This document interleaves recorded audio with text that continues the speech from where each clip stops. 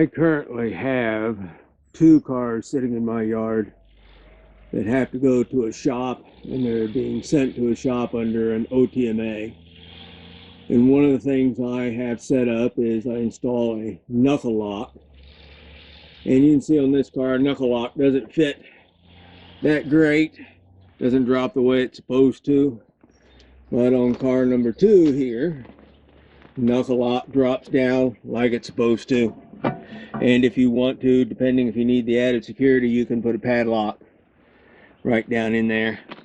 And on both of them, I added the lettering, waiting on the FRA.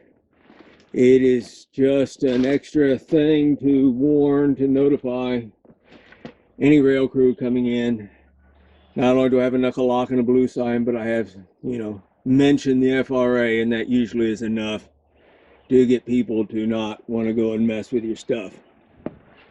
And when you have a car going to be sent to a shop under an OTMA, you need to install and place on there a home shop decal. And there needs to be one on each side of the car. They don't really specify exact location on it, but I just go and I put it right in between the reflective tape.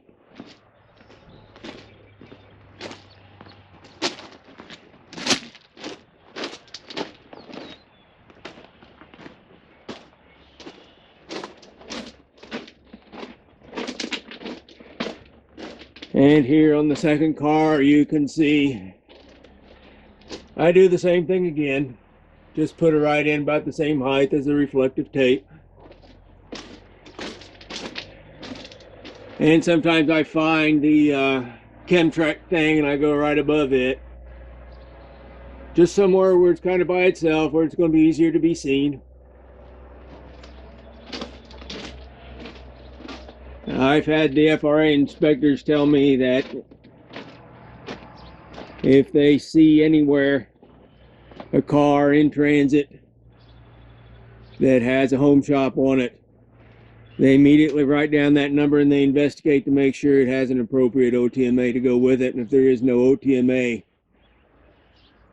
associated with a car that has a home shop on it, they make a note to go and investigate.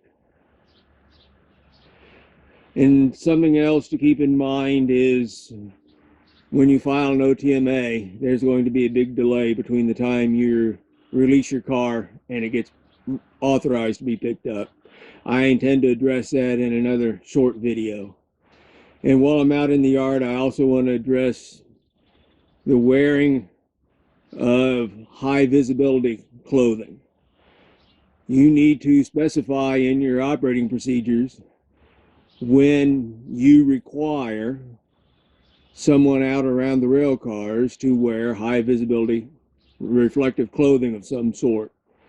That may be, you may decide it's rare, you may decide that anytime you go around the cars you always have to have it. I have mine specified in my operating procedures, and you should do the same. Thank you.